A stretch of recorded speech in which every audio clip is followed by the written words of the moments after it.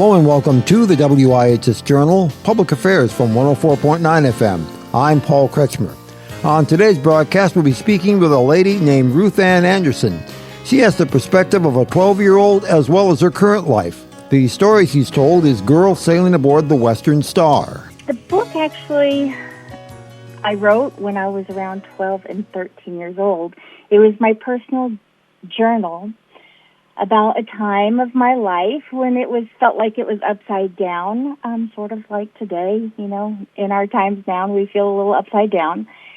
And I go through some emotional issues, I guess, with my parents yanking me away from our beautiful Southern California ranch, and we flew over to Miami and got on a boat that I had never seen, and we sailed. We were supposed to sail for a whole year, and it was a lot of trial, tribulation, and whatnot. But I journaled. I happened to just keep a journal, and it was a release. But as the trip unfolded, and I was learning so many wonderful things on the boat, and I guess in the journal I just kept some really heartfelt kind of passages and things about what's under the sea and there's up in the sky, stars, and there's so much more about life than I ever thought. And anyway, I came across it a few years ago, and when I read it, I giggled because it was my 12, 13-year-old self. And I thought, you know what?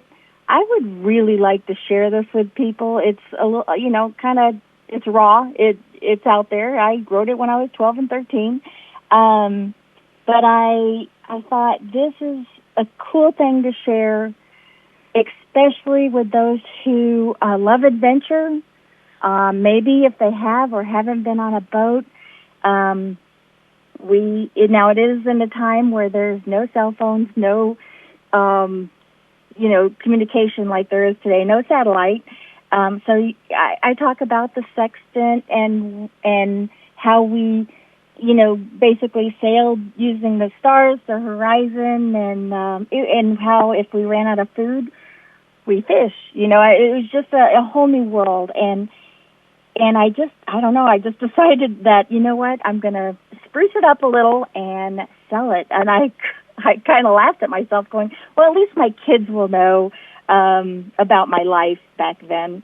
And I don't know, it's ending up being a charming, I'm getting rave reviews, and I'm very, very thankful. And but I think I hope this book makes people feel or encouraged to try new experiences and be open to new adventures.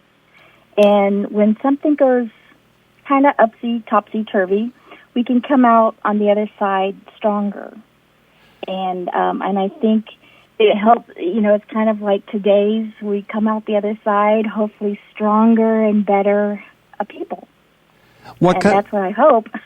Yeah. What kind of a life did your parents lead that would allow them to take you out of your, I presume, comfortable existence in California, go to the opposite coast of the United States, and then spend the better part of a year going around the globe in a sailing boat like that? Yeah. My dad had an antique shop in Southern California and sold it. And it was like at that perfect time where you sell a business and you profited obviously off of it.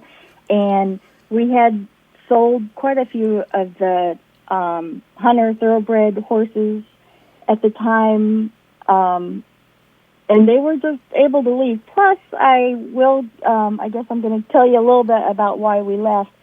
It's in the book, but my mom got really, really sick, and she was in the hospital, and we almost lost her, and she came out, obviously, and the doctor said, get her out of California. She's allergic to basically everything in Southern California. And normally people move to Southern California because there's no allergies. But there's something there that she needed to get out of there. So as soon as she was strong enough and their finances, everything was in order, I was a little young to kind of get a grasp on that one. We moved we just took off, and she did not have a sick day on that boat. Is that right? So pulling her out of where you'd all lived up until that point really did make a noticeably significant difference for the health of your mom then. It did.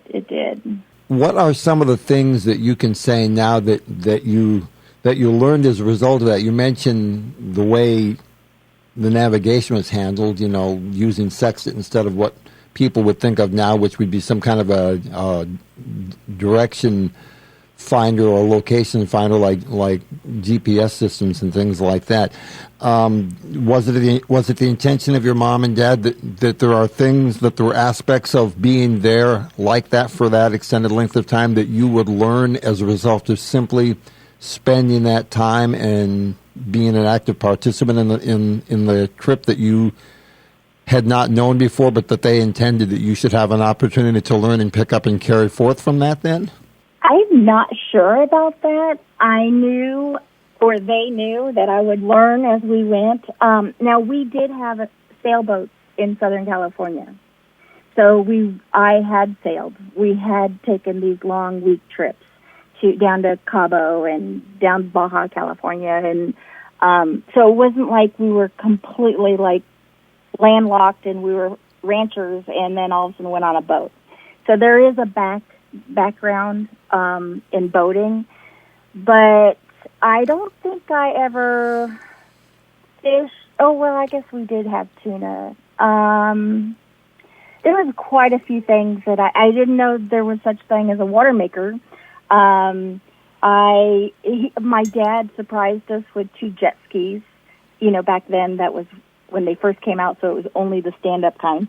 Yeah. And so my brother and I would take off and explore on these jet skis, and there's a lot of passages in the book about it, and it's a lot of fun. But as far as, I don't know, it was maybe just to broaden our horizons. Yeah, yeah.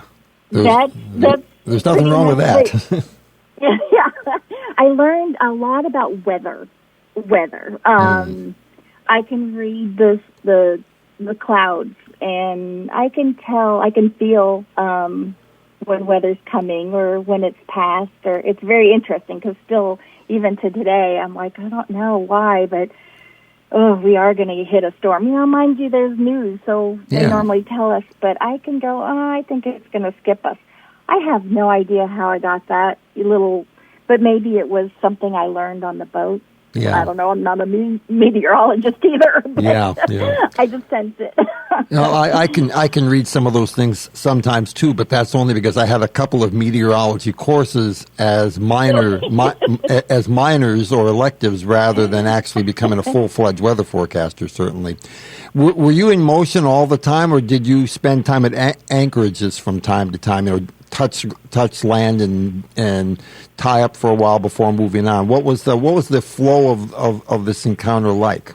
We would go from island to island down from I'm going to be wrong in the order probably, but Bimini to Nassau and this is before there was a lot of hotels. There was nothing there, but Bimini. Nassau, then we hit almost every island through the Bahamas. And so every time we would stop, anchor, it was almost like, let's check this area out. And we would anchor out. It would be a day, 3 days, a week. Oh, we got down to Cat Island, and my mom, we all loved Cat Island. You've heard the first portion of my conversation with Ruithanne Anderson, speaking about her life from 12 years old and then as an adult in the story Girl Sailing Aboard the Western Star. For further information, call us at 860-346-1049. The opinions expressed are those of the participants, not necessarily those of the staff or management of this station. I'm Paul Kretschmer on the WIHS Journal, Public Affairs from WIHS, Middletown.